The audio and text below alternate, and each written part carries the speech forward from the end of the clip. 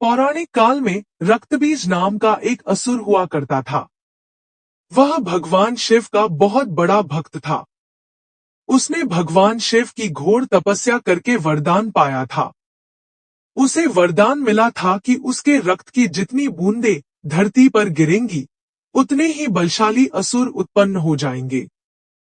भगवान शिव से वरदान मिलने के बाद वह ऋषि मुनियों पर अत्याचार करने लगा।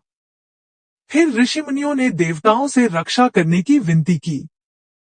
असुर को वरदान था कि वह कभी नहीं मरेगा, बल्कि उसकी खून की जितनी भी बूंदें धरती पर गिरेंगी उससे अनेक रक्तबीज उत्पन्न होंगे।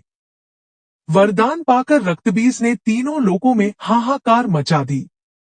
देवताओं ने युद्ध की ठानी और रक्तबीज से लड़ने को तैयार हो गए।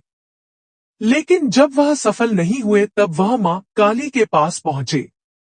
मां काली अपना विभत्स रूप लेकर देवताओं की मदद करने के लिए युद्ध भूमि पहुंची। युद्ध के दौरान उन्होंने रक्तबीज की एक भी बूंद जमीन पर नहीं गिरने दी, बल्कि अपनी जीभ को बाहर करके उसका पूरा रक्त पी लिया। रक्तबीज तो समाप्त हो गया, लेकिन मां काली इतनी ज्यादा कुपित हो गई कि उन्होंने कोई भी शांत कराने में नाकाम रहा। तब देवताओं ने भोलेनाथ से विनती की कि वह महाकाली को शांत कराएं। भगवान शिव ने कई प्रयास किए पर वह असफल रहे। फिर भोलेनाथ काली को रोकने के लिए उनके सामने लेट गए। जैसे ही गुस्से में मां काली ने अपने कदम बढ़ाए, उन्हें एहसास हुआ कि वह भगवान शिव के ऊपर चरण रख रही है।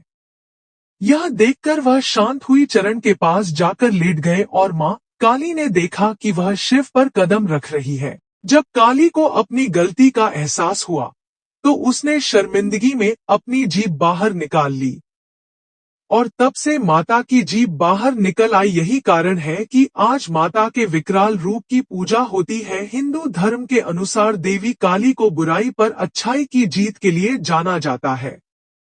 उन्हें भयंकर और शक्तिशाली देवी के रूप में पूजा जाता है। काली भगवान शिव की पत्नी मां पार्वती का अवतार है। उनका निवास श्मशान घाट है और उनके हथियार हैं कृपाण और त्रिशूल।